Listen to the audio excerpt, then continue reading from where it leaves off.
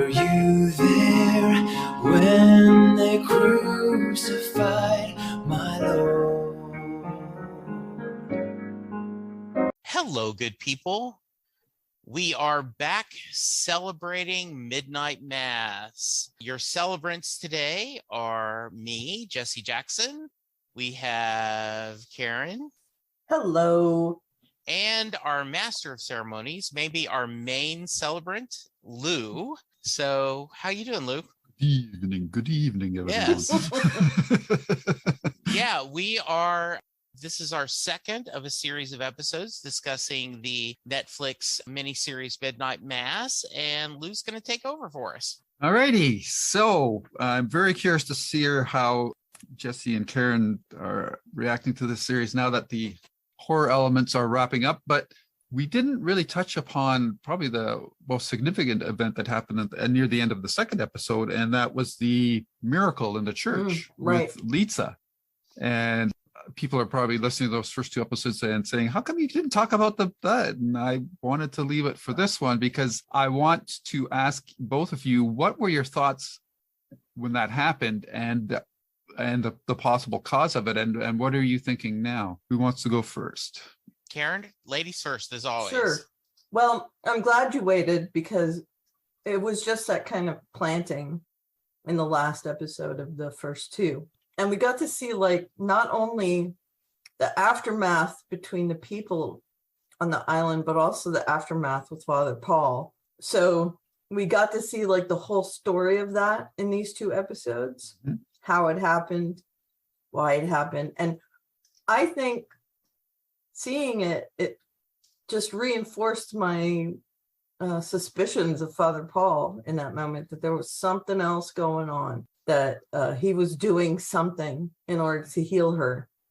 And I had no idea it was quite as big as it was until that was revealed.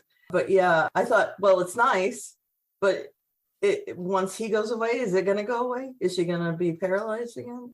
So part of it was I was wondering what the deal was with her in particular, and then the whole what is his deal? Mm-hmm. Jesse. So I was surprised. Now, we had established in the first two episodes that she is very devout. Mm-hmm. Father Paul said, according to Monsignor, sometimes it just might be you and I at daily mass. So she knew she had a faith, and you could see, you've watched her attending mass and being very focused, that this is like the Zach Guilford Riley is pardoned, but often like me, like daydreaming, counting the piles, I'm here, but I don't know if I'm truly engaged. But Leeza is the character's name, right? Mm-hmm. Is very engaged. And so to see her be able to walk was really interesting. And because I've seen these two episodes, I don't know if I had this thought or if it's because Riley had that thought, Father Paul knew this was happening. Mm-hmm. Because he stepped back, right? He made her, and so I can't remember at this point, did I think that, or did I think this because I'd seen the episode? Mm-hmm. But it was very shocking, and it was a great way to cliffhang that second episode. Oh my goodness, what's going on with this? We haven't trusted Father Paul. Mm-hmm. I felt this was a little weird. So to see this happen, it's a good thing, right? My initial thought is, okay, this is a good thing, but is there another shoe that's going to drop? Mm-hmm. So that was my initial thoughts. Okay. That's a good thought to have. And I'm sure the fourth episode probably reinforced that for you. Yeah. But before we get too far into it, I really want to focus right now on Leeza. Because as you mentioned, she's the most devout of anybody on the island. So she's been going to mass every day. Right, which means she's been taking communion every day. Right. Yes. Right. Which caused her to heal faster than... Mm-hmm. Yeah. So there's something going on with communion. Mm-hmm. We'll talk about that as we get into later episodes. But I'm really interested to hear your reactions because we find out that her paralysis was due to an accidental shooting by another character on the island that is the obligatory town drunk, I guess you could say. But now we now we have context for that, because Joe is obviously feeling a great deal of pain about what happened, and he's tormenting himself, you could say. So when Leeza goes and confronts him in that trailer, how did that scene play out for you guys? So I thought that was really well done, because the easy thing would have been, because she is so devout, that I forgive you, right? There is forgive those who trespassed against us, right? But I love her. No, I hated you. And I'm paraphrasing, right? But like, no, I don't forgive you. I hate you. You took everything away from me. But now then I've worked through this, and she's quoting Bible verses and everything. And then she's worked through and it wasn't a feeling of forgiveness or redemption. It was, I suppose, because God is teaching me this, I should forgive you, and versus this, hey, I need to move on. I need to forgive you so that I can move forward. It wasn't any of that at all. I thought it was a very complicated discussion and relationship. And one thing about this series, nothing is easy. This is a very complex. I stand by, even though the first 2 episodes I talked about, this is a drama that has a little bit of horror tinge into it. The mix is going from 80% drama to 20% horror to up as we go, but this is really well done in the drama department. Yeah. Absolutely. Yeah. How about you, Karen? I felt like she was forgiving herself for hating him. Oh, perfect. That is really well done. Yes. Yeah. So there was resolve for her, and that I hate you. There's nothing I can do about that. So I'm just going to forgive myself for hating you, and you can take that as you want it. And I just felt like that was her methodology. And to be honest, I don't know that I would be that nice. I would just hate the guy forever. I would want to see him in prison or get shot himself, or, I would be vindictive. So, I mean, at the very least, she's a better person than me. Yeah. But I just was blown away by her acting ability in this scene. Like it's that, and the actor that played Joe, I mean, his reaction to her forgiving him was heart-wrenching. But this scene encapsulates for me the power of horrific elements being used to explore the human condition. So, and plus it's also a showcase of Mike Flanagan's ability as a writer and director, because it's just so well staged and shot. And when she walks in that trailer, it's like the confrontation between these two people that you wouldn't expect to happen on another show until very late into the story. So for this to happen so soon, it throws you off guard. But at the same time, my goodness, the emotions, the undercurrents that are flowing in that scene are just so palpable. I just think it's a masterful scene, and I haven't been as moved or touched by something like that in quite a while. So I just a highlight. And there's not much more to be said about it, but it does act as it's a nice springboard, because it also is a moment for Joe to start on the road to self-forgiveness, and he starts attending these AA meetings with Riley, which is an interesting thing to see these two guys, both who have hurt other people, talking to Father Paul about the AA thing. And so you've got these layers of these religious practices with the methodology of the AA meeting that are going on in the episode. So the show is really working on conventions and how we perceive them, and how they allow us to do behaviors that under other circumstances we wouldn't normally probably do or approve of. So that's been the DNA of this whole series. So I'm curious about how you guys feel about that. Well, I want to mention also, well, first of all, we know that it's meeting singular now by the second or by the 4th episode. And the dynamic in that meeting, I felt was very interesting. We have someone firmly on the side of Christianity, someone firmly on the side of atheism, and then Joe in the middle with, well, I used to be really devout and I want to be, but I don't know where I am right now. He's just lost. And then the fact that they're all in the same boat when it comes to hurting people. They've all Mm-hmm. directly hurt people, again, as we find out in the 4th episode. Right. So I don't know where that's going. I mean, it's only with Father Paul. I hate to say, because we haven't talked about that yet, but it'll only be Father Paul that we see moving forward in that storyline. So I want to see where he is in that. Mm-hmm. So, that Karen, I did not connect the two, that Joe, through an accident, cost someone their legs. And I always like to say, I know that a lot of people feel like drunk driving is never an accident, but Riley did not purposely kill someone, right? Yeah, it was an accident. Yeah, I mean, so you have this two very different people there. And I thought that was a really great dynamic. And with this commonality that connects them. Yes, absolutely. Yeah. And I know I said I would hate him. I don't want to say that as a blanket statement, because I didn't hate Joe. Mm-hmm. I know I would hate him if I was Leeza, but to me, he was a very sympathetic character. Yes, absolutely. I just wanted to put that in as a caveat. Yeah. Okay, so how were you feeling about Lisa's parents not wanting to follow up on her miraculous recovery? Frustrated or understandable? Is in the same vein as what he's been all along. He doesn't want to get into anything deeper than what's on the surface. Mm-hmm. Wade, is that his name? The mayor of the island? I think so, yeah. Yeah, like he didn't want to confront what's going on with the cats. He wanted that wrapped up, whatever. And with his daughter also, okay, she can walk now. Story's over. He doesn't want to look any deeper than anything. He wants to be on the surface. He doesn't want any controversy. That's it. Whatever's on the surface, I'm good with that. Bye. So yeah.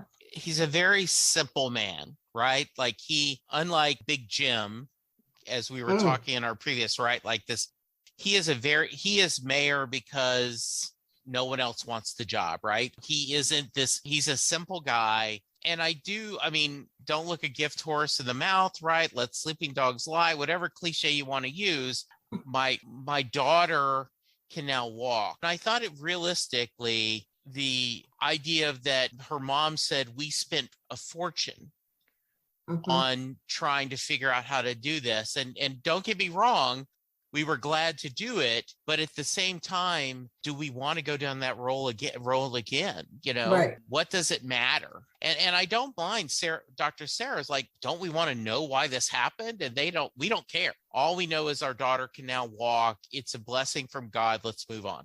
Right. Okay. What about Hassan and Bev? They're representing two different religions, and this onslaught of miracles has given Bev fuel to be more aggressive, if that's possible. Let's say she's less passive aggressive and more just plain aggressive now. Could we hate her anymore? Oh, she is everything that I dislike about organized religion. Yep. It truly is. I just cannot. It frustrates me so much, this and her blind faith. To quote Bruce in the 80s said, blind faith in anything and your leaders will get you killed. And she has this blind faith that anything, it's a gift. It's holy. Even we're going to get through a couple of things that happen, right? She just obviously like, nope, everything's good. It's all great here. I'm going to support the pastor and the church. Yeah, I just really, really cannot stand her at all. Mm-hmm. And the whole indoctrination of the children thing. Yeah. Man, that really grates. It bites my butt. I mean, I just do not like it at all. I want her to go. Well, and I thought it was an interesting description, and the police chief, right, Sheriff Hassan, he does such a good job. He goes, no, you are putting words in my mouth. As a Muslim, we recognize that Jesus was a prophet. We have studied the Bible. I do not think, but church and state, It is not something that you should be doing. I remember in high school way back, we did an elective where we did a sort of Bible as literature. It was very clear that we're treating this as stories. And I always I don't want to get too serious, but it's always, well, I don't understand why this bothers you. Well, let's convert it around. If we had given, if we had given the Quran to everyone and started teaching, or if we started asking all your students to have a Muslim prayer or a Jewish prayer before the start of school, you'd be furious. But because this is a quote unquote Christian nation, well, why are you giving it a hard time? Why are you so against this? Yeah, really, really well done. And I love that one of our heroes one of the good guys is shown the Muslim faith very, very positively. And that he's open-minded, where Bev is not. Yeah. And in our country, over the last, 20 years or so, it has not been that way at all. Yeah. So it's nice to see him being open-minded, saying that I have no problem with you reading the Bible, studying the Bible. Just realize that it's only one point of view. Yeah. It's not the only point of view. When he talks to his son, I like that he is so open about it. I know you've been having this crisis of faith. Yeah. But remember where your backbone is. What has kept us together through your mother passing and all this is the Muslim faith.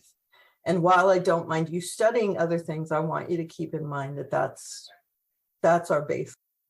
So I find that very cool. And again, Raul Coley is brilliant in his argument with Bev, and the actress that plays Bev as well. I wouldn't hate her so much if she wasn't such a good actress. Oh yeah, exactly. She's brilliant in this. Yes. Yeah. I also like that the story makes it from Hussein's point of view more personal too, is that his son Ali is being swayed out of curiosity, I think, but some maybe peer pressure, because the whole island is well, not the whole island, but the main religion of the island is Catholic. Yes. So that's a nice touch too as well. So let's turn to our two leads, I would guess you would call them, is Eve and Riley. What are we thinking about them? Erin and Riley? Erin, sorry. No, it's okay. Yeah. That's kind of a Freudian slip, Eve. Yes. Yeah, sorry. With the Immaculate Conception. Yeah. Yeah. Yeah, okay. I don't want to get too much into Riley because we're not going to be with him much longer. But I really did like him and Erin. I thought that they were really great together, like rekindling this romance and talking about really deep stuff, and also going over, what might have gone wrong, what has happened to us in the time that we were apart. I liked those beats between the two. I think there's not a dud in the group of actors. Yeah. I'm going to say that right up front. I think all of them are outstanding actors. Like we talked about with Leeza commanded that space, the trailer. Yeah. Yes. Commanded it. Joe was pushed into a corner, even though it was his space, and she commanded and that takes a lot of acting chops. And again, Erin and Riley together make this bittersweet.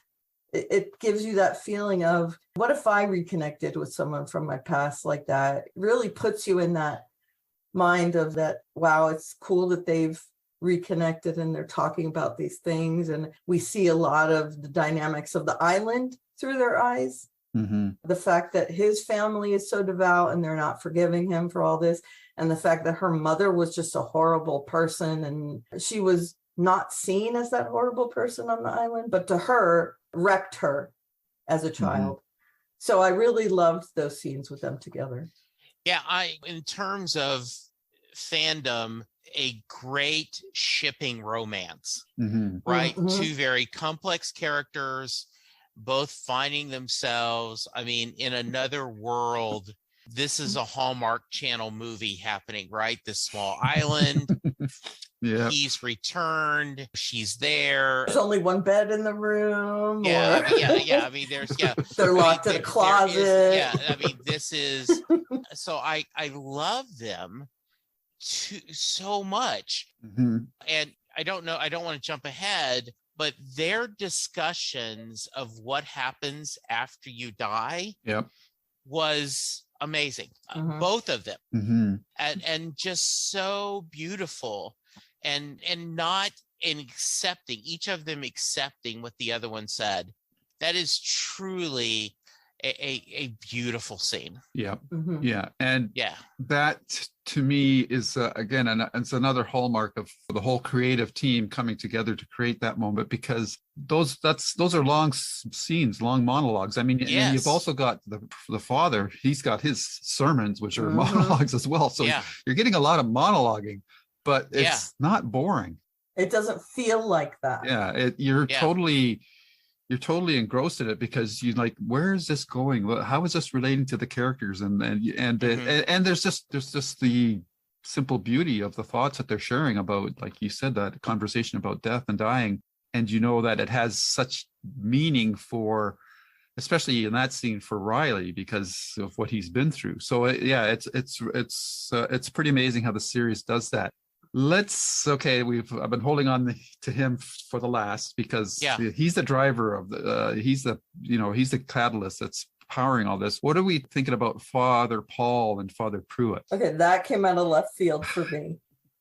That was a twist I was not expecting, that he is actually the Monsignor Pruitt, but young.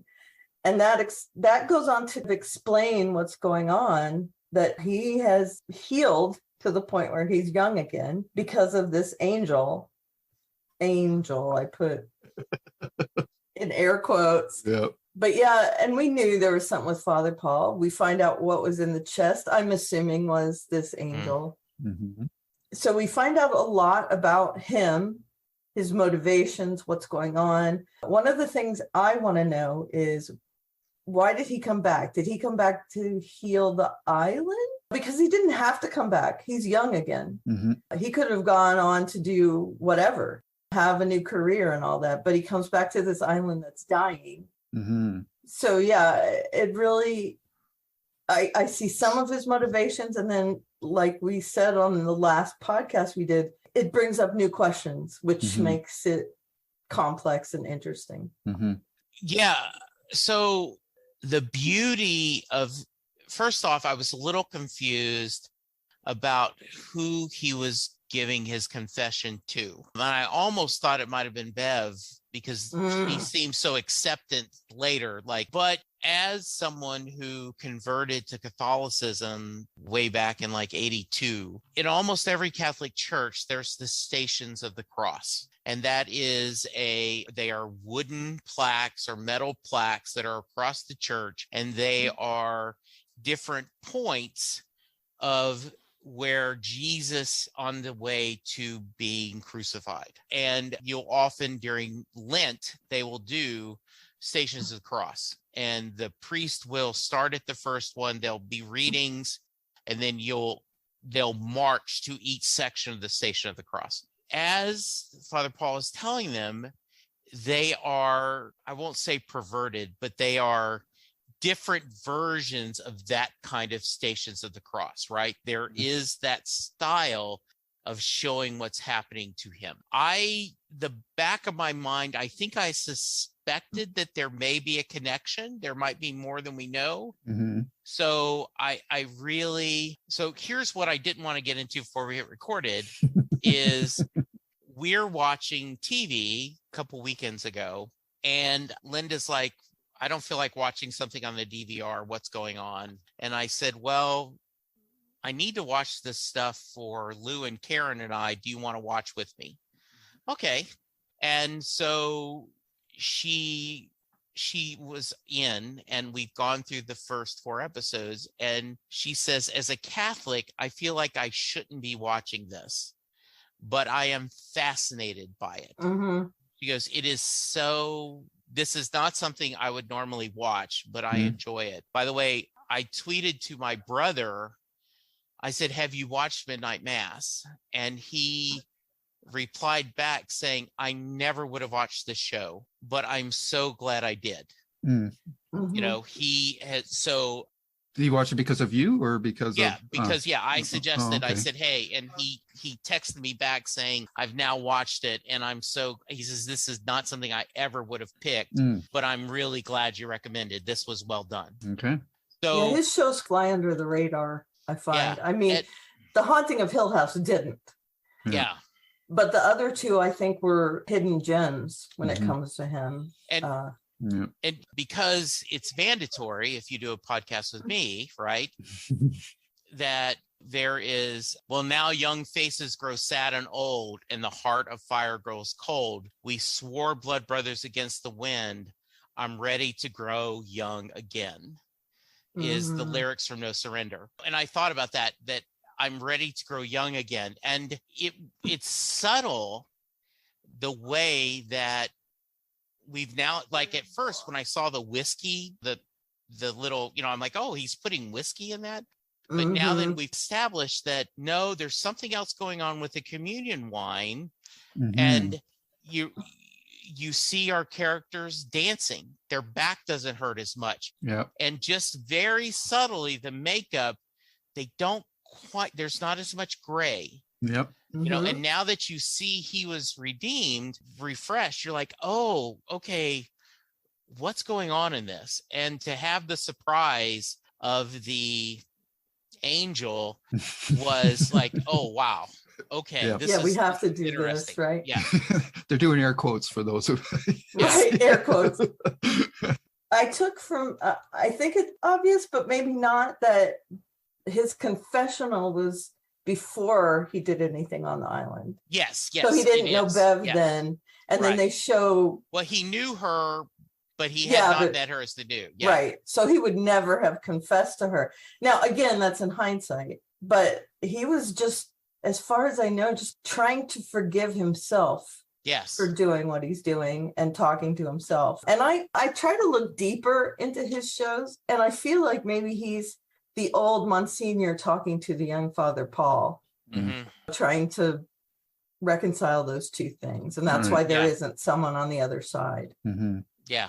Okay. So how are you handling, Jesse, you and your wife, how are you handling the horror elements of the series so far? Because so far they've been fairly under the radar, but this one, with each episode, you're starting to get a little bit more and more. Are you starting to get uncomfortable with that aspect, or are you so engaged with the characters that you're willing to? Yes. I mean, this is right. They've brought me undercover, right? Brought you in. Yeah. We've done the bait and switch. Yes. Very well done.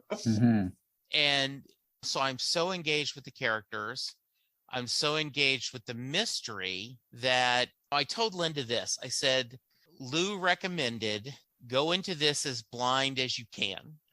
Don't read any reviews. Don't read any synopsis. If you can, go into this and just experience as it's going so that you will have a fresh perspective. And I do think if someone, and obviously, if you've watched this, you've gone through 4 episodes, like, oh, this is a different kind of vampire story. I would have been going in with a different perspective, but I didn't know that. And I think that serves the story well. Right. Yeah, this is almost like you're reading Dracula for the first time. It's a story about characters and drama with horror thrown in, like you said. Yeah. And so it's not a slasher movie or just gratuitous violence. It has a place in the story. So I feel like you accept it a little bit more because of that. Now, I have a couple questions for you, Lou, because I think you've seen this multiple times. Why originally can Father Paul be in the sunlight? And then why does he get sick after that first miracle? And why is he continuing to get weaker? Is it because he's not feeding? No. Okay. Is there something that will be discussed later? Yeah. Okay. So I really can't reveal that at this particular moment, but that is a very good question. And when I was watching it, I had the same question as well, because it also goes in with, why are these miracles working in the daylight as well?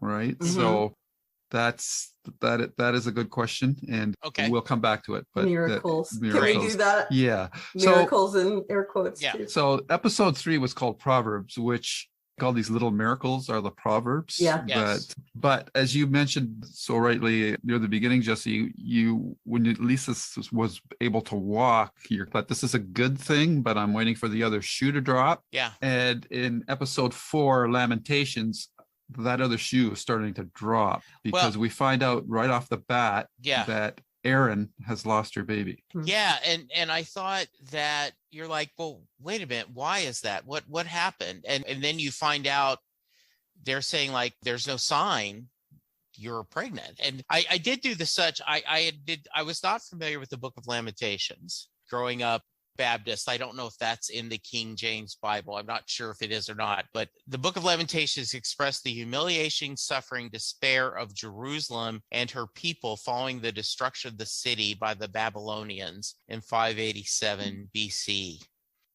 So I'm like, oh, humiliation, suffering, and despair. Obviously, he's good at picking what titles, right? That which books of the Bible this was on. So I thought that was very interesting. Yeah, and so sad about her losing the baby. And which goes back to her, she was asleep. She was never awake. This was all a dream to her. And then one day I'm going to meet her was just such a beautiful moment. I agree. I didn't like how, being someone who has a chronic pain illness. Yeah. I'm going to relate it to myself. Sometimes when I go to get pain relief, I have to put a caveat. Look, for a migraine, I'll just take high doses of Benadryl if you don't trust me. Because people don't trust you when you go and you say you're in pain. Right. And to see her get lambasted by this doctor on the mainland to say you were never pregnant. Let me put you in touch with our psychologist. You're going crazy. It really hit a note with me. And not only did I feel bad that she lost her baby, but the fact that she has to put up with people telling her she's crazy. Yeah.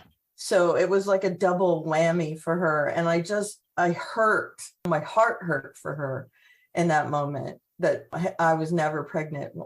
Okay, no, that's not the case. I know I was pregnant. And the fact that she was just not only wrecked, but she feels like she'll see her again, and made me cry. Well, and the whole, by the way, if you haven't watched Dope Sick, absolutely brilliant series about Oxycontin and the pain industry.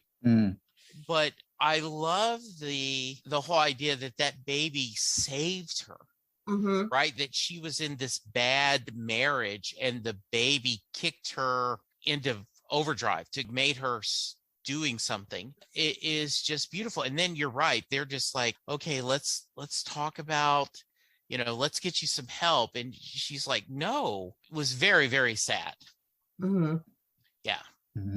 So what are your thoughts then that not only has Erin lost the baby, but when she goes to the mainland to get it for further examination, she's told that she's never been pregnant ever. Yeah, and that to me it would, and I'm not saying I would be in that situation, but I feel like maybe a part of her would think I'm going crazy. Yeah, maybe it was a hysterical pregnancy, but I also think, no, don't do that. You were pregnant. Well, and her doctor knew she was pregnant, right? Like that's what confused the one on the me. island, yeah, is the Annabelle Gesh character, right? Knew she was pregnant and is confused. So yeah, that makes me like, I don't understand that. That is a mystery and quote a cliche, right? The Lord giveth, the Lord taketh away. All of a sudden, on one hand, we have someone that's absolutely a miracle. You can now walk when you couldn't before. But now then the miracle of life appears to have been taken away. That doesn't make any sense. Why is that? What does this mean? What is the reveal we're going to see? I have my suspicions, and I'm not going to say them now. Okay. But it's something that feeds off of the host. So like a virus or something like that. So that puts me in a mind. Also, she does say, hey, I can have my doctor send you my files if you don't believe me. And the doctor's like, no, I don't need that. Yeah. So I felt really bad about that whole storyline, although she is very philosophical about it. Yeah. Yeah, she has a pretty amazing discussion with Riley again. Mm-hmm. Yeah. Yeah, very cool. So Father Paul, Jesse was asking why he doesn't seem to be affected by the sunlight. Yeah. And we saw that with Erin's blood sample, that when it got in the sunlight, it caught fire as well. Yeah. Mm-hmm. So there's a clue there as to why the father is still able to go out, at least for a while, out into the sunlight. And that comes to head with his meeting with Joe. And what did you think of that? Meeting with Joe. Yeah. So he's hugging him, and all of a sudden he won't let him go. And Joe's like, "Hey, dude, hey, back off, Yeah. little too." And all of a sudden, because we've already seen a lot of strange things where we're like, it looks like he passes out, and then he comes back, and now then he feeds, and which led to interesting discussion, right? Mm-hmm. Linda's going, "Well, what are the rules?" And I go, "Well, it depends on the story, right? Like, as far as we know, there are no real vampires. So therefore, it's whatever the story wants to do. And in some universes, you certainly, a vampire could just take a nip, take it and keep the person alive. Others, they are monsters and they can't. It's like they drain a body the same way you would drain a can of Coke when you're really parched." And so, and she's like, "Okay, I'll just keep watching that." And I said, "I think we're going to have to figure it out." Very, very sad that Joe was just trying to get better. Yeah. And then this happens to him. It was just horrible. Yeah. Yeah. And the look on his face when it's happening, he's just incredulous. Yeah. About it. And the fact that he sees Father Paul. First of all, he saw Father Paul as benevolent. You're going to help me through my crisis. Yeah. In the AA meetings. And then all of a sudden, oh my God, you're killing me. Yeah. And you're licking my blood while I'm dying. I mean, I wanted that Joe to survive, but I knew he wasn't going to. Knew while he's sitting there drinking his blood that he wasn't going to. Yeah. And then the aftermath of that was also very interesting with Bev and the handyman. It's interesting how much devout people forgive. Yes.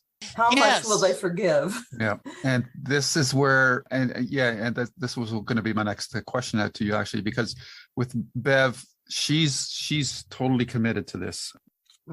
She's fanatical, basically.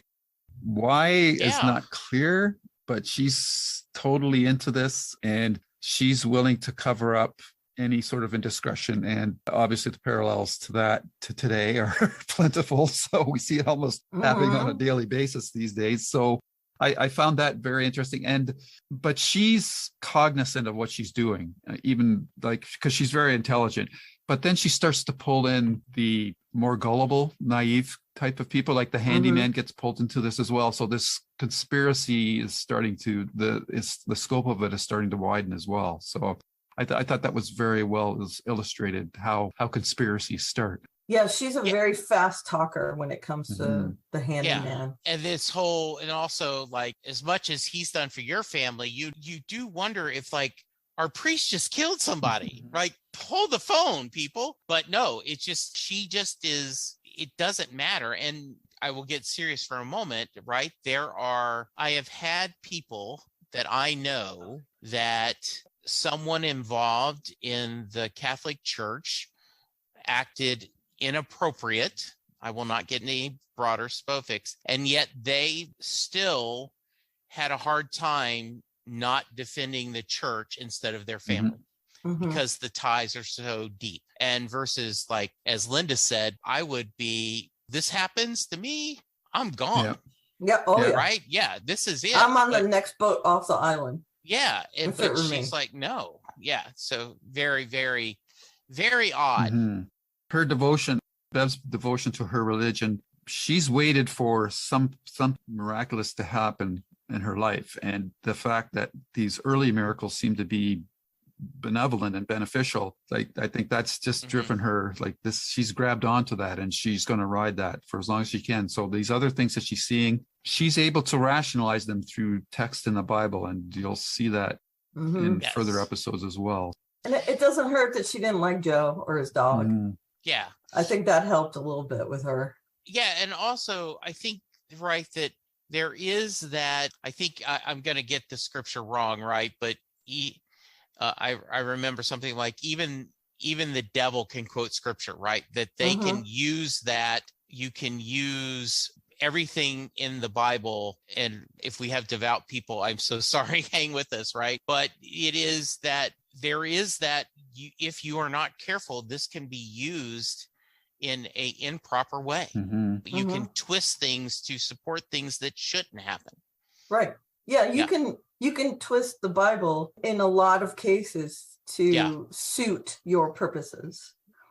And I think this is a perfect example of she's doing that. She is very she's very aware of scripture. She's learned a lot of Bible verses, and she is twisting them around to use them to set her own purpose. Yes. Yeah. Okay. So now we're set up for the finale of this episode, and it's interesting for Riley, who has in a way bonded with Joe because he had talked to Joe, and Joe had confessed to him that he also felt guilty that his sister had died on the mainland and he had not gone to see her before she had passed. So when he goes to the next meeting and Joe's not there, he's pretty disappointed because it felt like a not just a breakthrough moment for Joe, but for him as well. Because if Joe can do this, then maybe I can do this. And when Joe's not there, obviously his mind is going to, oh no, he's fallen off the wagon and whatnot. Right. But when he tells Father Paul this, Father Paul, says that, where's Joe? And Father Paul lies and says he's gone to the mainland to see his sister. So that sets up this crisis of shaky faith for Riley. And then he goes back to confront Father Paul about this. And then we have the psycho moment of the series. Yes. Yeah. And I get why Riley went back. Like, this is just bothering me. Wait a minute. What's going on there?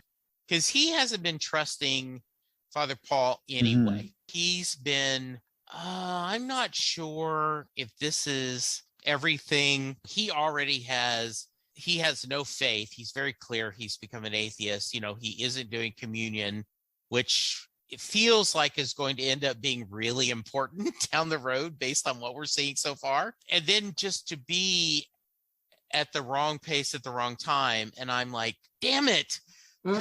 Riley's my hero. He is my connection to the story. He is who I know there's always a lot of death and horror, but like, this is the guy he's my hero. I want him to go out and have a wonderful life later. And it just, I was very sad to see that. Same. Yeah, I wasn't expecting it at all. No, not at all. Although I do know that Mike Flanagan kills people that you are invested in. Oh, is he like Josh Whedon and George a little Martin? bit, not to those lengths. Okay. But I'm not shocked in an overall sense, but I was shocked that Riley went out so early. I mean, in the 4th episode, and I realize it's a short, limited run series, but still, that's pretty early. And I knew the minute Paul said to him, he's visiting his sister, oh, this cannot be good. This is not good, because now Riley knows. And the person that knows is always vulnerable. Yes. So I thought, well, down the road, he's going to say something and people aren't going to believe him. And then I went, oh no. Yeah. He went back. Don't go in the room. And I was gutted. Yeah. Really. Yes. Although, how are they going to cover up 2 people dying now? So this is going to ramp up the drama in the storyline, because now a sympathetic character is gone. What's Bev going to do now? Right. Yeah. And I do wonder that, like, this is a small island. People are going to notice if someone, we're keep killing off characters. So I don't know what they're going to do with that. Right. Yeah. Okay. Well, you're asking the right questions, as we like to say. Okay. Good. Good. Yay. And as Karen said, things will ramp up. So yes, we're already past the half point of the series because there's only 7 episodes. So things will definitely ramp up. And I'm really going to be curious coming back after the next 2 for Jesse and his aversion to horror. how he's going to be taking those episodes, but it sounds like you've got enough investment in the characters that I do. Will and be able to ride that portion side of the series out. And boy, another great scene with Neil Diamond music. Mhm. The music in this is beautiful. Yeah, it's ironic and great, and I feel like it fits with the tone, even if it's ironic. Yeah. You know, like this really upbeat music. It's something horrible is going on. Yeah, and it just so much beautiful. A lot of Catholic music and that you would hear during Mass. It's just very, very cool. Yeah, and I know a lot of the hymns. So I find myself singing along with the hymns in the church sometimes. And Linda said the same thing. She's like, "This is really beautiful." And I gotta say that our church didn't sound as good. No, not at all. Yes, those Islanders are good singers. Can we, before we end, can we talk about the angel? Sure. And who we might want to survive at the end? Were my two questions I want to get in. Okay. First of all, the angel is my interpretation in my head of Nosferatu. I mean, that's what I see when I hear Nosferatu. So, and my husband said, "Is this a Dracula story?" And I said, "Well, it might be a vampire story, but I don't think it's a Dracula story." And he's like, yeah, you know what I meant. So I found that amusing. I did found it a very cool imagery that it has wings like an angel, right? Like that, that it was, and from that perception, right? And so much of the Catholic faith is around Mass and the communion, right? Like I grew up Baptist where we had grape juice and crackers, right? And when I converted, they made it very clear that communion is that when the priest converts the wine, that it becomes the body and blood of Christ. Right. You know, it's not a metaphor. It is not a metaphor. Right. It is the body and blood of Christ. And so to have this spoken that way is a very unique take on the vampire mythology, mixing it with Catholicism. So, and by having our monster look like an angel is very, very something that you go, duh, why hadn't I thought of that before? And it's really, really well done. Right.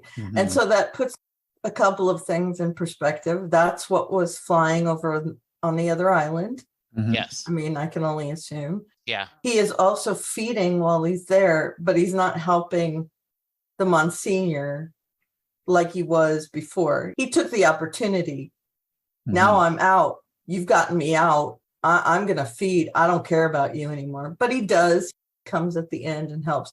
I think that's a begrudging thing in his case. I'm here for myself.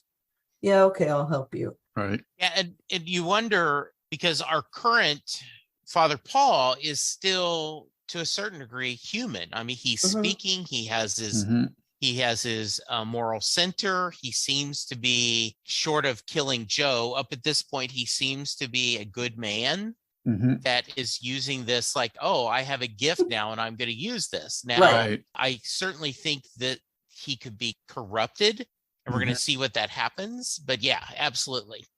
Right. I think what's really interesting about this series, and you guys are hitting up on it, which is good, is that there's this parallel lines between paths of the conventional Catholic rituals and processes and the lore of vampires that are running in parallel. And a lot of it has to do with communion. And I think the answers to a lot of the questions that you're asking about why do not the rules of vampires seem to be applying the way they normally do in other movies is because of this parallel between the communion, which is the blood of life, and how these people are ingesting the vampire blood, if you want. So there's two parallel paths going there, and that they're being weave together. And so that's creating this third or new mythology, or that you might want to keep that in your mind as you're trying to figure out, why is this happening this way and not the way I would expect in a typical vampire movie. So I think that's something to keep an eye on, especially in these next 2 episodes. And Jesse, your comments about Father Paul having his come to Jesus moment, I guess you could say, that will be addressed. Well, and I love the fact there are more surprises still to come. Yeah, I often will mention when I'm doing set listing Bruce, I will use your road to Damascus moment. That when someone discovers, not necessarily, because I talk to other people besides Bruce Springsteen fans, I will talk to people about passionate music, they're passionate about other bands, and we'll talk about that buying Born in the USA or hearing Born to Run or seeing him live was their road to Damascus moment, where and so to have him share that story about Paul, Saul becoming Paul, and doing that, I thought was really, really well done. Yeah. All right. That's everything I had. So now Karen had the question, who do we want to live? Well, it would have been Riley on the top of my list. Yes, But I think right now, the kids, because I hate to see kids die. I know that is not going to come to fruition, though. Some of them are going to be gone. I have a feeling. And Erin and Hassan would be the top of my list. So that's who I'm hoping. Yeah. Okay.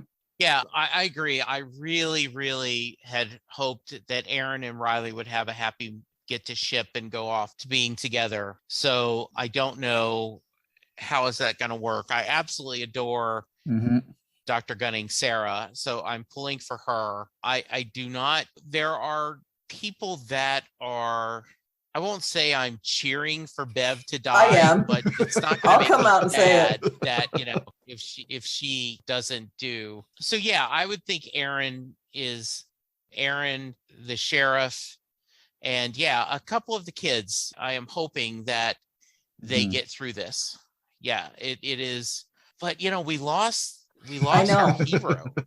Although and it you just could think of Hassan as a hero in the story as well. Yes, you could. Yeah. But it's always interesting when you have that, when you lose your lead right early. You're like, oh, man, I can't believe that. Yeah. So, I Sean Bean always dies early, right?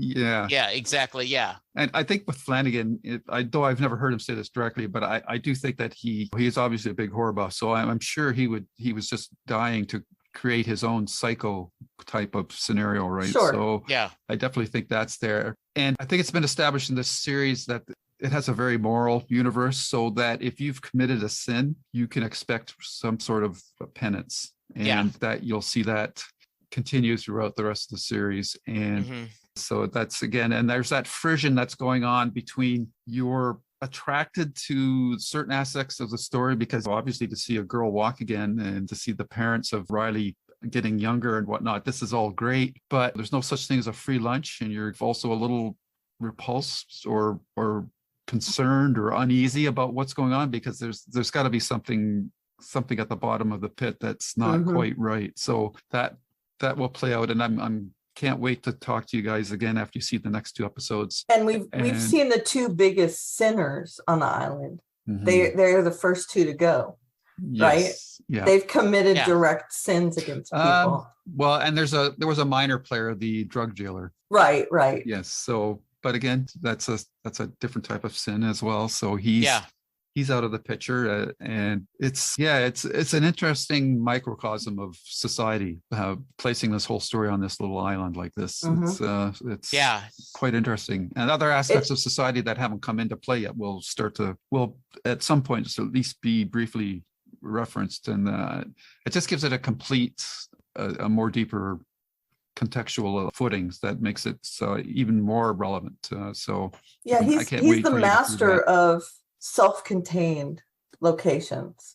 Bly House, Hill House, and now the island, that people are stuck in this location and it ramps up the tension. It really puts this feeling of being stuck in your head while you're watching. Yes. Yeah. He's really good at that.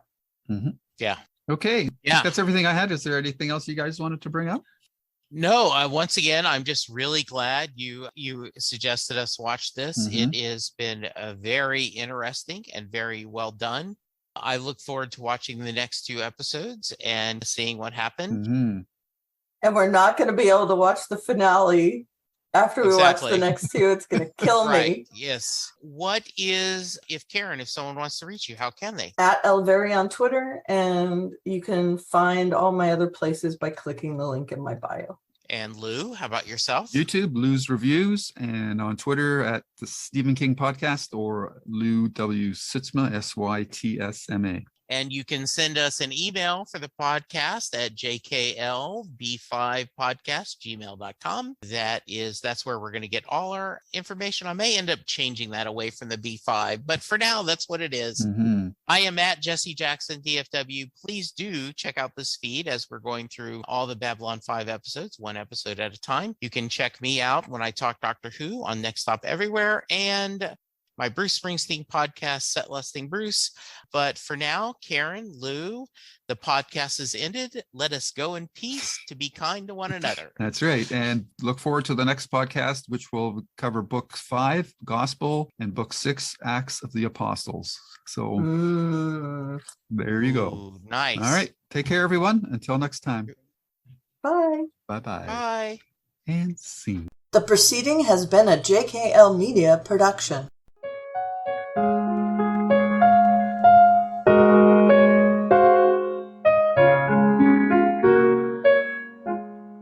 Were you there when they crucified my Lord? Were you there when they crucified